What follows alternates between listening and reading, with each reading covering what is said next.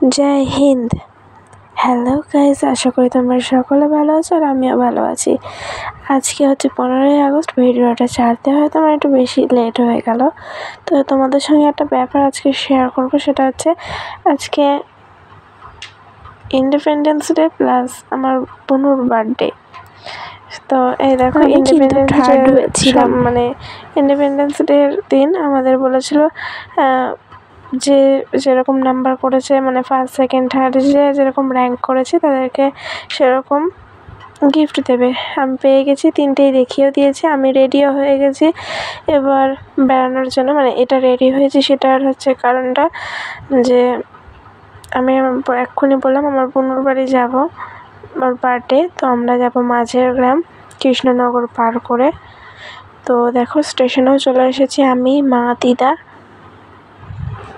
আর হ্যাঁ, আমি কিন্তু থার্ড হয়েছিলাম, থার্ডে র্যাঙ্ক করেছিলাম আমি। এটা বলতে দেখতে গিয়েছিলাম ভিডিওটা। আমি স্টেশনে এখনও যাচ্ছি, কিছুক্ষণ পর ট্রেন আসবে। এটা মালগাড়ি, বসে বসে দেখছিলাম, টাইম পাস হচ্ছিল না তাই একটু ভিডিও করে রেখেছিলাম। আমরা ট্রেনে উঠে গেছি।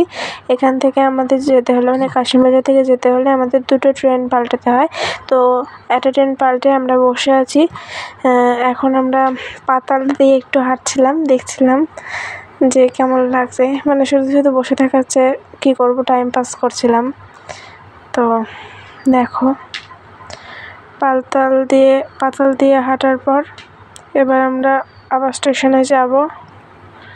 দিয়ে আর ওই দ্বিতীয় ট্রেনটায় চেপে পড়েছি আমরা, দেখতেই পাচ্ছি এখানে।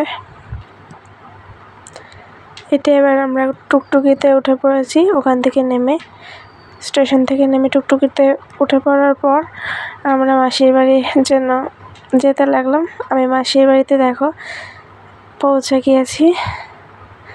তো আজকের মতো এখানেই আমি ব্লগটা শেষ করছি। Bye bye.